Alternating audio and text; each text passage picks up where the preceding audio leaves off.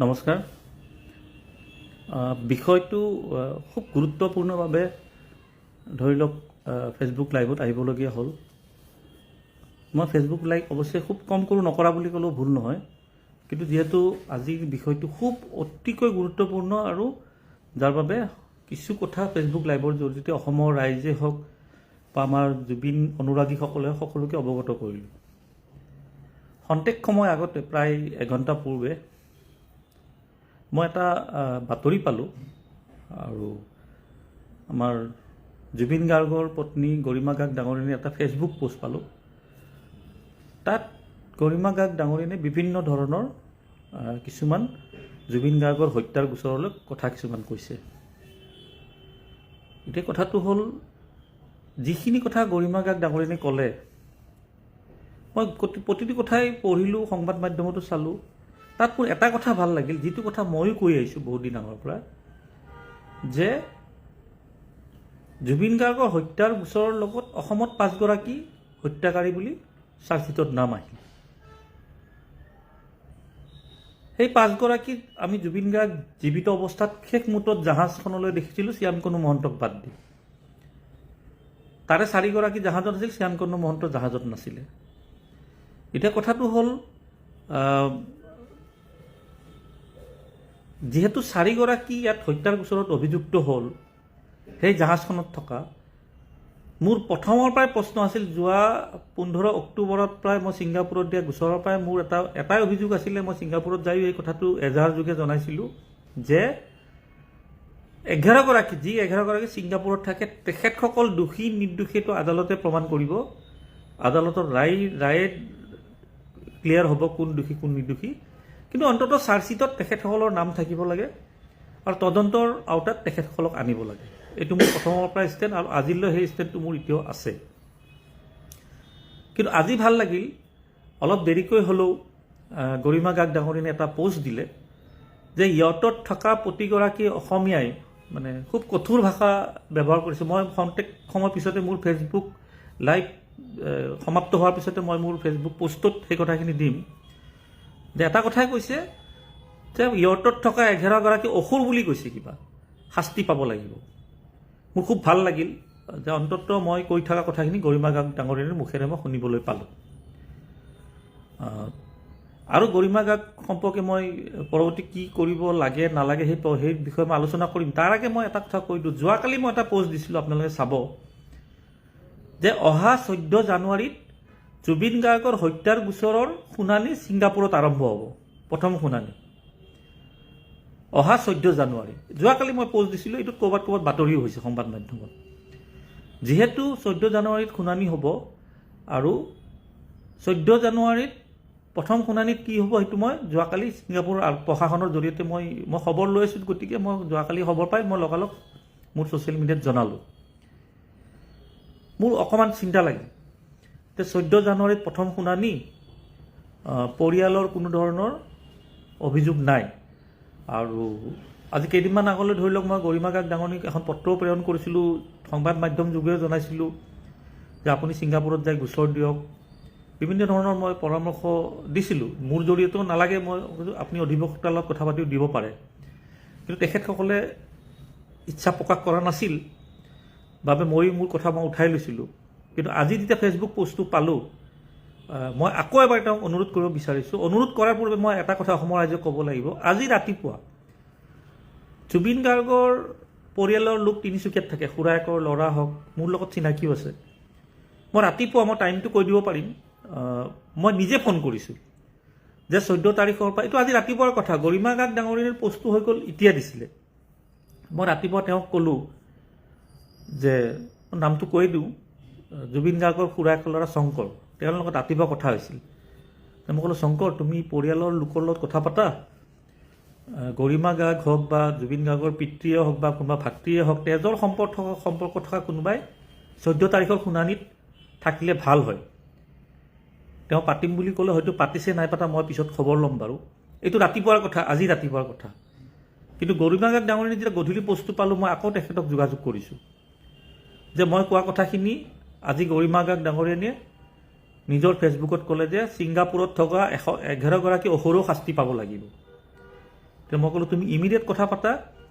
ইতিমধ্যে মই ছিংগাপুৰ আৰক্ষীয়ে হওক বা মোৰ অধিবক্তাই হওক মই কথা পাতিছোঁ যে পৰিয়ালৰ লোক যদি কিবা কাৰণত এই 14 তাৰিখে হ'বলগীয়া গোচৰত থাকিম বুলি ভাবে, এইটো খুব গুৰুত্বপূৰ্ণ কথা। গৰিমা গাৰ্গ ডাঙৰীয়ানীক নিশ্চয় অসমৰ ৰাইজে এই কথাটো মোৰ ফেচবুক লাইভত মই যিখিনি কথা কৈছোঁ সকলোৱে জানে, অৱগত কৰে, মইতো কৰিমেই, আপোনালোকে অৱগত কৰক যে জুবিন গাৰ্গৰ পত্নী গৰিমা গাৰ্গ ডাঙৰীয়ানী ছিংগাপুৰত যাব নালাগে। তেখেতে যদি ইচ্ছা কৰে, আজি যিধৰণে তেখেতে পষ্টটো দিলে যে 11গৰাকী অসুৰক শাস্তি দিব লাগিব, শাস্তিটো আমি ইয়াত সংবাদ মাধ্যমত বা মোবাইলত কৈ থাকিলে শাস্তিটো নহ'ব। তেওঁ সেই গোচৰত মানে গৰিমা গাৰ্গ ডাঙৰীয়ানীক কৈছোঁ বা জুবিন গাৰ্গৰ পিতৃ বা জুবিন গাৰ্গৰ ভাতৃ মানে পৰিয়ালৰ যিকোনো এগৰাকী লোকে ছিংগাপুৰ আৰক্ষীৰ লগত ভিডিঅ' কনফাৰেন্স যোগে মই অভিযোগ দিয়াৰ ব্যৱস্থা কৰি দিব পাৰিম। তাত যাব নালাগে, ভিছাও ল'ব নালাগে, কষ্টও কৰিব নালাগে। হয়তো যদি ইচ্ছা কৰে যে প্ৰথমে ভিডিঅ' কনফাৰেন্স যোগে নিজৰ কথাখিনি ক'ব, তাৰপিছত যদি কেতিয়াবা প্ৰয়োজন হয় ছিংগাপুৰত তেওঁলোকে যাব ইচ্ছা কৰিলে যাব পাৰে বা নাযাব পাৰে। আৰু যদি মোৰ কথাখিনি তেখেতে ভাবে যে দুলু আহমেদে কথাখিনি ৰাইট কথা কৈছে আৰু মোৰ যদি তাত সহযোগ লাগে, গোটেইখিনি ব্যৱস্থা মই কৰাই দিম। ঘৰৰ পৰাই গৈ তেওঁ ক'তো যাব নালাগে, গুৱাহাটীৰ পৰাই হওক বা তেখেতে য'ত স্থান দিয়ে তাৰে পৰা মই ছিংগাপুৰ পুলিচৰ লগত 14 তাৰিখে যিটো গোচৰৰ শুনানি আৰম্ভ হ'ব, সেই গোচৰৰ শুনানিৰ আৰম্ভৰ পূৰ্বে পুলিচৰ লগত মই যোগাযোগ কৰাই দিব পাৰিম। ইতিমধ্যে মই কথাখিনি পাতিছোঁ আৰু মই ভাবোঁ নিশ্চয় গৰিমা গাৰ্গ ডাঙৰীয়ানীয়ে আজিৰ পষ্টটো চোৱাৰ পিছত মই এটা কথা মানে মই নিশ্চিত হৈছোঁ যে মই কোৱা কথাখিনি গুৰুত্ব নিশ্চয় তেখেতে দিব। আৰু অসমৰ ৰাইজকো মই অৱগত কৰিছোঁ যে আপোনালোকেও সকলোৱে ৰিকুৱেষ্ট কৰক যে মই আগতে কৈছিলোঁ ছিংগাপুৰ যাই গোচৰ দিব লাগিব, এতিয়া নালাগে ছিংগাপুৰ, কাৰণ তদন্ত প্ৰক্ৰিয়া 14 জানুৱাৰীৰ আগত সমাপ্ত হ'ব ছিংগাপুৰত, তাৰপিছত আদালতত চলিব। আৰু আদালতৰ বিষয়টো এনেকুৱা, যিহেতু তাত পৰিয়ালৰ লোকৰ কোনো ধৰণৰ যদি অভিযোগ নাযায়, তাতে গোচৰটো খুব দীঘলীয়া নহ'ব। তদন্ত যিটো ন্যায়িক প্ৰক্ৰিয়াটো আদালতত চলিব, এইটো দীঘলীয়া নহ'ব। সেইকাৰণে মই ভাবোঁ যে সময় হাতত খুব কম। মই এতিয়া মোৰ ফেচবুক পষ্টটো মই গৰিমা গাৰ্গ ডাঙৰীয়ানীক জনাম যে আপুনি যিটো আৱেগিক হয় আজি কথাখিনি কৈছে, এই সময়টো কিন্তু 14 জানুৱাৰীৰ পিছত উভতি নাহিব। কাৰণ 14 জানুৱাৰীটো সমগ্ৰ অসমবাসীৰ বাবে জুম্বিত অনুৰাগীয়ে হওক বা অসমৰ ৰাইজে হওক বা সকলোৰে কাৰণে অতিকৈ গুৰুত্বপূৰ্ণ। কি কাৰণে? যদি কিবা কাৰণত ছিংগাপুৰ পুলিচে পূৰ্বে 3বাৰ কৈছে যে জুবিন গাৰ্গৰ মৃত্যুত কোনো ৰহস্য নাই, প্ৰথম পষ্টমৰ্টম ৰিপৰ্টত 20 ছেপ্টেম্বৰত, তাৰপিছত 17 অক্টোবৰত কৈছে যে জুবিন গাৰ্গৰ মৃত্যুত ৰহস্য নাই, কিন্তু আমি 3 মাহ আৰু তদন্ত কৰিম। তাৰপিছত যোৱা 18 ডিচেম্বৰত আকৌ কৈছে জুবিন গাৰ্গৰ মৃত্যুত কোনো ৰহস্য পোৱা নাই, আমি ফেব্ৰুৱাৰীৰ ভিতৰত ৰিপৰ্ট ছাবমিট কৰিম বুলি কৈছে। এইটো 19 ডিচেম্বৰৰ কথা কৈছে। এইবিলাক চব ৰাজহুৱা হৈছে। যোৱাকালি আৰক্ষীৰ লগত কথা পতাত মই গম পালোঁ যে 14 জানুৱাৰীত প্ৰথম শুনানি হ'ব। গতিকে এই প্ৰথম শুনানি বা দ্বিতীয় শুনানিত যদি সেই একেটাই কথা কৈ দিয়ে ছিংগাপুৰ প্ৰশাসনে বা ছিংগাপুৰ আদালতে যে জুবিন গাৰ্গৰ মৃত্যুৰ কোনো ৰহস্য নাই বুলি, সাধাৰণ স্বাভাৱিক মৃত্যু বুলি কয়, তেতিয়াহ'লে সেই ছিংগাপুৰৰ যিটো আদালতৰ নিৰ্দেশ হ'ব বা পুলিচৰ যিটো ৰিপৰ্ট হ'ব, সেই ৰিপৰ্টৰ জৰিয়তে অসমত যি 5গৰাকী অভিযুক্ত হৈছিলে, জেলত আছে, সেই সকলোৰ এটা বাছি যোৱাৰ সম্ভাৱনা এটা থাকিব। গতিকে আমি কেৱল ছিংগাপুৰৰ 11গৰাকী নহয়, অসমত গ্ৰেপ্তাৰ হোৱা 5গৰাকীকো যাতে সমানে সমানে আইনৰ আওতাত ৰাখিব পাৰোঁ, তাৰ বাবে ছিংগাপুৰৰ গোচৰটো আমাৰ অতি অতি অতি জৰুৰী গোচৰটো। আকৌ মই কৈ আছোঁ, কাৰণ আইনৰ কথা কিছু পৰিমাণে হ'লেও আমি জানো।